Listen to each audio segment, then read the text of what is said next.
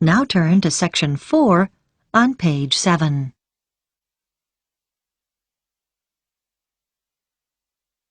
Section 4. You will hear part of a talk about research into learner persistence given by a university lecturer to her colleagues. First, you have some time to look at questions 31 to 40 on pages 7 and 8.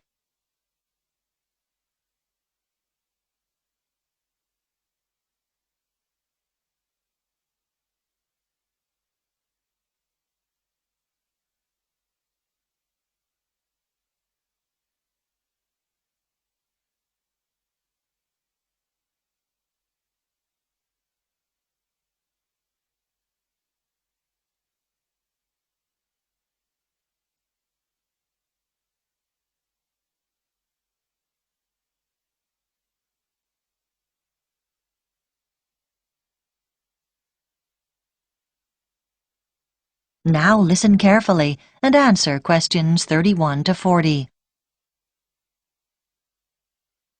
My talk is about a research study I did over a period of 5 years on learner persistence, why some people stick at academic study better than others.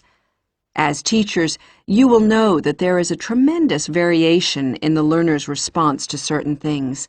For example, a short period of illness might completely destabilize some students and cause them to give up their degree studies. Other learners might overcome tremendous difficulties to stay the course. I am particularly interested in this second group, who are the ones with learner persistence.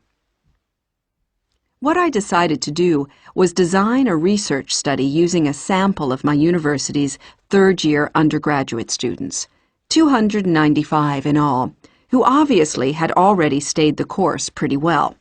The sample was drawn from a range of ages, but there was deliberately a significant number of mature students, and all respondents were living at home in the local region. I wanted to have this element of consistency, not having some coming from outside the area and living in university accommodation. It should be noted, though, that there was significant variation in home background to reflect the variation in our student population. I designed questionnaires which were devised to elicit what their concerns had been as they started the course, and what had sustained them throughout the 3 years. Findings from the first section indicated that their worries when they started varied from financial concerns, though this had not been as strong as I expected, to career prospects. But mature students with children tended to emphasize uncertainties about their relationship with them.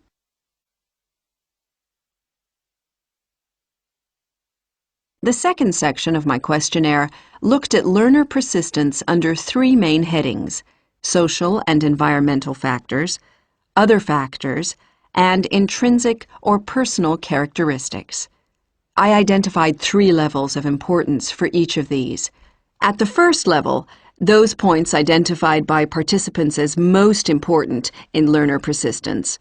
For social factors, many respondents said how crucial it had been to have good support, though there was no one specific source. It could be family or friends. As regards other factors, students are heartened not so much by high grades, but by what they regard as success in study. And for personal characteristics, many respondents reported that they took pleasure in challenge, and that this was regarded as very significant. At the second level of importance, in the first category, a sizable percentage talked about the fact that they had enjoyed themselves in school as an important social factor. In the second column, other factors, a number of people said that what was of most importance was decent health. This had a fairly strong influence on their persistence in their studies.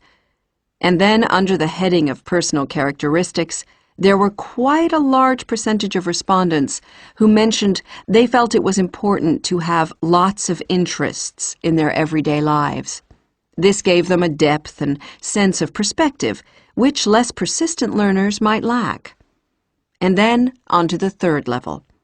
Under social factors, several respondents talked about good relationships with their tutors. For other factors, they mentioned lack or absence of any problems in their families. And finally, under column 3, they identified an ability to juggle several roles, what we might call their capacity for multitasking. Now, these findings obviously helped inform the design of activities, as I mentioned. But in addition, a number of further recommendations emerged. Firstly, I propose that the department distributes questionnaires to first-year students to help get an idea of their maturity when starting the course. This is really our overriding concern. Secondly, I recommend we look into ways of offering induction courses for some selected students to allow them to take on the role of advisors. We think they are the best people to act in that role. This policy will make support much more accessible to our students. Thirdly, this help is often most needed in the evening and night when offices are closed, and so we should set up online services instead of the more traditional telephone services. Research has shown that these services are actually more accessible to the majority of students. And finally, it is often important to be proactive. If students are not meeting deadlines, then someone should contact them rather than wait for them to come to us.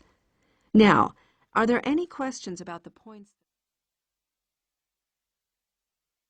That is the end of Section 4. You now have half a minute to check your answers.